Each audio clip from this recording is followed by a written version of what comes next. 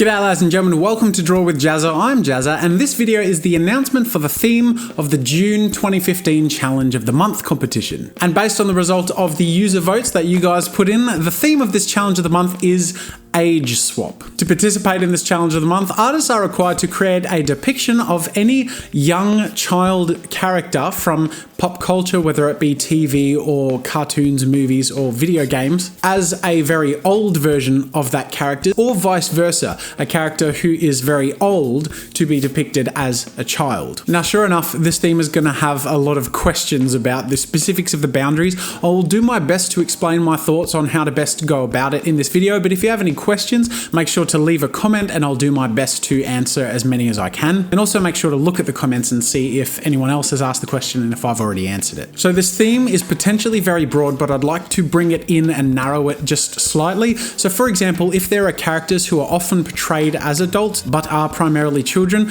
I wouldn't encourage that. I would say if they are mostly and primarily portrayed as very young or exclusively portrayed as very old, then they're a good subject to choose. So for example, Stewie Griffin is portrayed as an adult. Many of the children in The Simpsons or even Rugrats are portrayed as teenagers or adults. They're definitely not off limits, but because there is already that version, the adult version of them out there, it doesn't really take much creativity. So I'm going to specify that the adult version of the child characters you make should be old, like in their 50s and beyond old. And you also want to go for originality. So if characters already have adult versions of them, you can definitely do it, and you can do it in creative ways, but I would highly recommend seeking characters from TV or video games or movies or whatever that don't necessarily have many different interpretations, that are primarily portrayed as a child or an adult. I would specify that the children be anywhere from baby to maybe the age of 12. I wouldn't go much older than that. And then as for an old person you're portraying as young,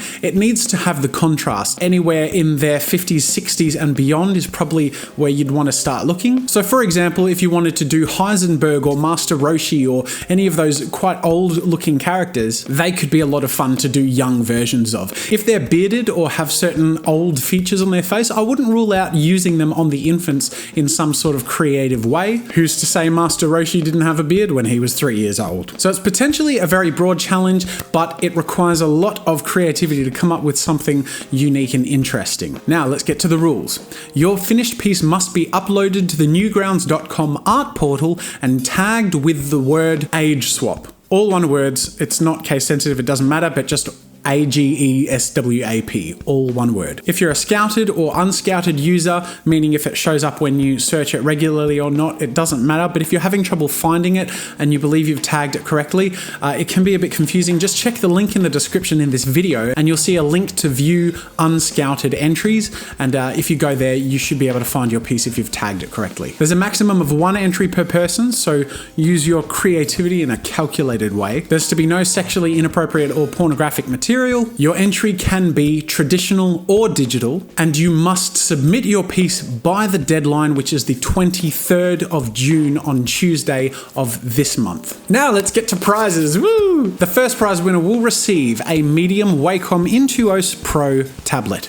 Click here for more info on Wacom's awesome products. They'll also receive a bunch of custom Photoshop brushes by Kyle T. Webster and any item or bundle of their choosing from the JazzaStudios.com shop. The runner-up prize winner will receive a copy of the book Masters of Anatomy, along with a Stillman Birn 9x12 Epsilon series sketchbook, which will have the front page drawn on and signed by me, along with any item of their choosing from my JazzaStudios.com shop. The Encouragement Award is an award that goes to anyone who has made significant progress or shows a very creative idea or a lot of ambition in their work, and is awarded regardless of their level of technical expertise. The winner of this award will receive a copy of an art book by Chris Hart, along with a 5.5 by 8.5 Stillman Birn Epsilon series sketchbook with the front page drawn on and signed by me, and any item of their choosing from the JazzaStudios.com shop. And then finally, any artists that are included in the finalist prize pool will be a recipient of an item of my choosing from the Jazza Studio shop,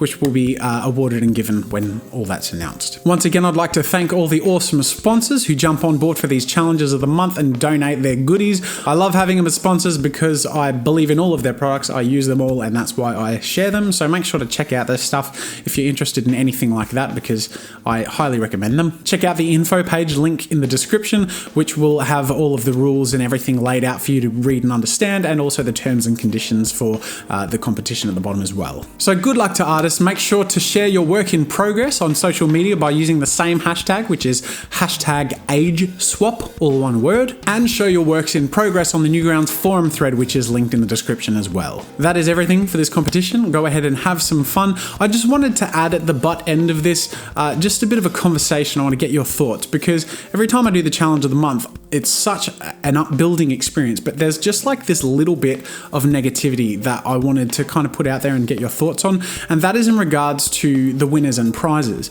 Because when there are hundreds of entries and I can inevitably only pick a very small handful of winners of certain prizes, especially when the first prize wins a tablet, a Wacom tablet, and it is assumed that they are of a more professional level and probably own a Wacom tablet themselves, people now and then seem to have a bit of an issue with it. And I understand to an extent, but it's a bit difficult because I can't really offer the best prize, the Wacom tablet, to artists who don't necessarily do the most commendable piece. And then also there's the question of whatever prize winners I pick being up to my judgment while other people disagree. And then of course there's inevitable disappointment for people who put a huge amount of time and effort into their piece, maybe with an expectation of getting something, and in the end they may not have even been showcased, may have just sort of been in the pool of people at the end or something. And it's a real bummer for me because I really, really love this competition for you guys. I love giving as much as I can, but I'm also at like the limit. I pay for postage out of my own pocket. I don't get paid by sponsors. I do all of this because I feel like it's a great uplifting experience for us as a community, and I love seeing your guys' entries, and I love helping to try and motivate people to get creative. So I wanted to know your feedback. If there are different ways perhaps that I could structure prizes that you all think might be more beneficial, or if you guys think it's fine just the way that it is. My main goal is that everyone enjoys the process and feels like they experience growth as artists, that they develop and have a chance to challenge themselves, hence the challenge of the month, not the prize competition of the month. And also too, that it is a chance for me to also provide people with additional resources and prizes. But of course there's a limit to that. So I don't have any answers to these difficult situations. I hope that the challenge of the month will continue, but it's also one of those things where if there continues to be a negative aspect to it, that if that grows, then it's probably not something I would keep up. So I just want to know from you, from all of you, what is the best way that I could go about this to make it sustainable, make it as enjoyable to everyone who participates, whether there's a prize or not? Would it be better if there aren't prizes, or if there are very small prizes that are spread more widely? Or do you reckon I should just keep it exactly as it is? Got no idea. Let me know in the description. Looking forward to your feedback. Thank you for watching, ladies and gentlemen. Good luck with this challenge of the month. I love these things. Seriously, they're such a blast, and it's amazing to see all of your talent and entries. And I look through everyone's pieces. Whether I can showcase them in the final video or not, I promise you I give everyone equal time and judge as carefully and as fairly as I possibly can. So anyway, artists, good luck, and thanks for watching. And until next time, I'll see you later. Thanks for watching. If you enjoyed this video, subscribe to my channel to see new content every week. Check out more of my stuff by clicking the annotations over there. If you want to support my work and get a few goodies for yourself, head over to my store for archives, ebooks, and get yourself something nice. If you're looking for a great place to collaborate, explore, or share your own content, head over to newgrounds.com. That's it for now, and until next time, see you later.